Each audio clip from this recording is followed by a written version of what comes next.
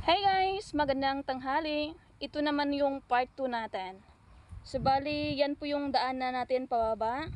So bago tayo makatawid sa bakod, kailangan tayong hahawak dyan sa may lubid. Dyan, or di kaya pwede tayong hawak sa maliit na punong kahoy. Kasi medyo malalim yung daanan natin at madulas kasi medyo maambon. Dyan po sa baba is dyan natin makikita yung mga pananim ko na okra. Medyo marami po tayong mga okra dyan. Diyan po, yan po yung okra natin. Medyo maliit pa lang yung bunga. Tsaka yung iba wala pa rin pong bunga. Pero maybe next week magkakaroon na yan ng bunga. Yan, may ano din tayo dyan. Kamote. Diba, pwede na yan panggulay natin. Yan, yung kamote natin. Tapos yung sa dulo, yung malaking puno.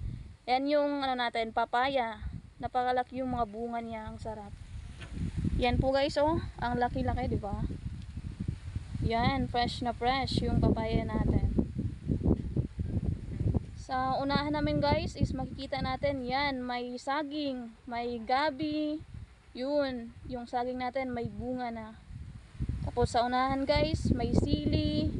Yan, tapos may malunggay din tayo dyan. Ang sarap ng malunggay natin. Dun sa bandang dulo yung malunggay natin. Yun, lapitan natin. Yan, ang sarap ng malunggay. Sobrang sarap yan sa sa umaga. Pagulay tayo kasi yan, healthy yan. Napaka-healthy. So yan na po guys. Mamaya guys, may part 3 po tayo mamaya. Doon naman din yun sa unahan. Yung may mga bayabas sa unahan. May mga papaya din. Bye!